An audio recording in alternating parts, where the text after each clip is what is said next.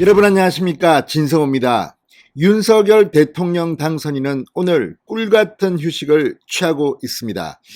자, 그동안 대통령 선거 캠페인 윤석열 당선인은 정말 체력의 한계를 뛰어넘는 강행군을 했습니다. 어퍼컷을 얼마나 날렸는지 모르겠습니다. 그렇게 해서 전국을 돌면서 선거를 치렀고 그리고 당선이 됐습니다. 당선된 날도 아마 잠을 2시간 정도 쪽잠을 잤다고 합니다. 새벽까지 이어진 개표, 그리고 지지자들에 대한 인사, 그 다음 날도 기자회견, 또 바이든 대통령과의 통화 바빴습니다. 오늘 윤석열 당선인은 이 김건희 여사와의 결혼기념일 엊그제였습니다. 겸사겸사해서 오늘 휴식을 취하고 있습니다.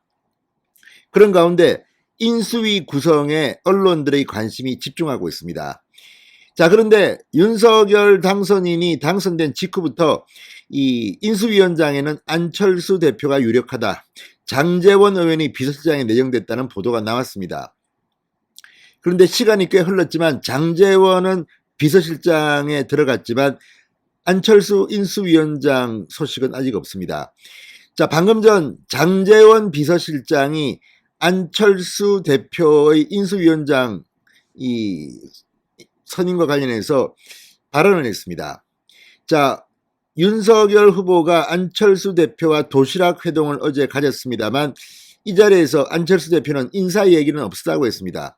자, 지금 그러면 왜 이 인수위원장 발표가 늦어지고 있는 걸까요? 공동정부를 구성한다, 그리고 인수위원회를 함께 운영한다, 뭐 이런 큰 틀에는 합의했습니다. 그렇지만 윤석열 당선인은 이 안철수 대표와의 새벽 담판에서 종이 쪼가리가 무슨 필요 있느냐, 신뢰가 중요하다고 했고 실제 그렇게 이루어졌습니다. 또 안철수 대표가 당시 후보를 등록한 상황이었기 때문에 구체적인 이야기를 하게 되면 선거법에 위반될 가능성도 있습니다. 그렇지만 윤석열 당선인은 이 진정성이 있습니다. 안철수 대표와 일단 손을 잡은 이상 함께 정부를 구성하고 인수위를 구성하는데 협의를 할 겁니다.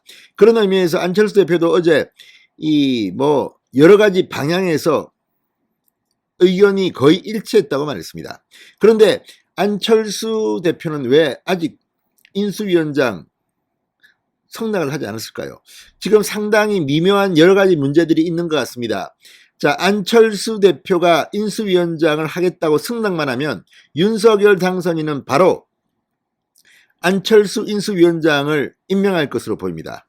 그런데 조금 시간이 걸리는 이유는 뭘까요? 아마 안철수 대표가 여러 가지 카드를 놓고 지금 고민 중인 것으로 보입니다. 무엇보다 인수위원장을 하고 바로 국무총리로 간 사례는 없습니다.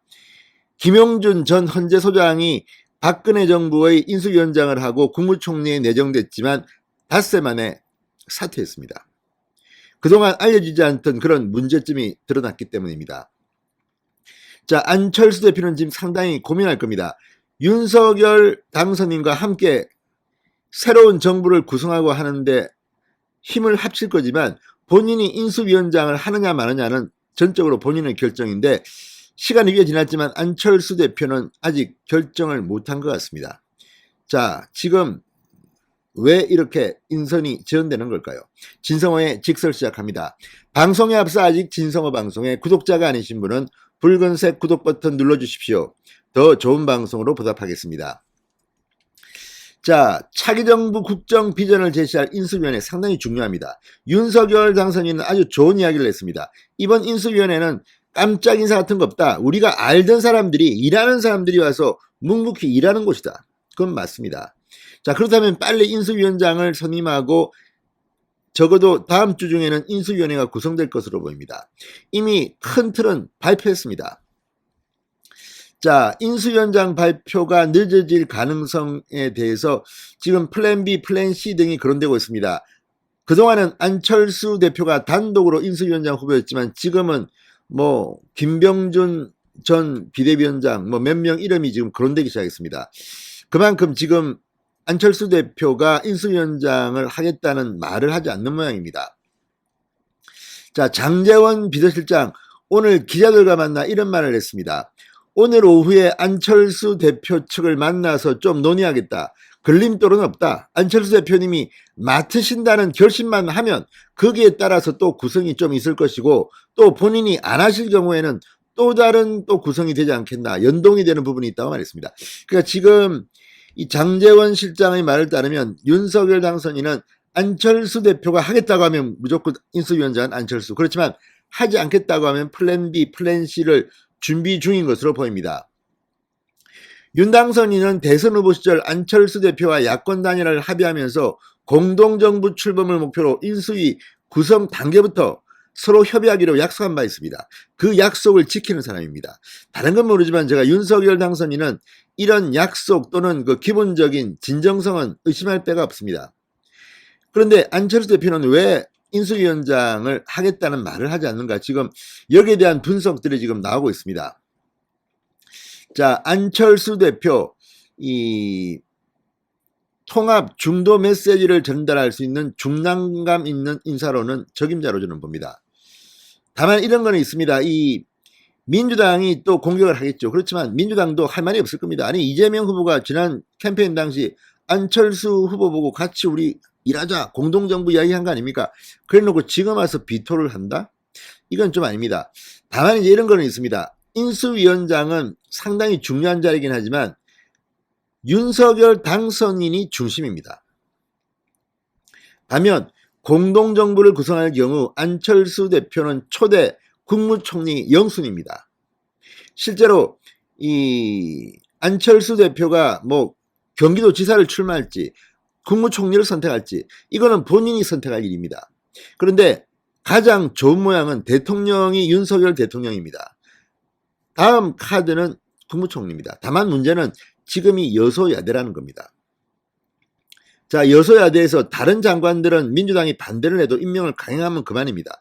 그렇지만 국무총리는 국회에서 과반수가 의결을 해야 되는데 민주당이 반대하면 불가능합니다. 과거 김종필 총리도 그래서 고생을 많이 했습니다. 또 하나는 인사청문회 때 국무총리 인사청문회는 이틀 동안 합니다.